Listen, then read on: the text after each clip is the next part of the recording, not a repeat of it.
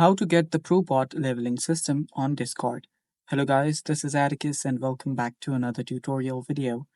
In today's video, I'll teach you guys how you guys can get the ProBot leveling system on Discord. So without any further ado, let's dive right into it. So the first step is head over to probot.io.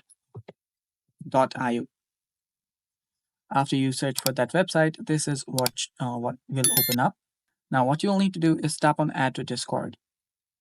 After that, your Discord will open up. You can tap on continue to Discord. There we go.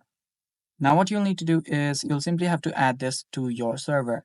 So select the server that you want to add it to, then tap on continue. After tapping on continue, you can choose what you want to grant ProBot, then tap on authorize.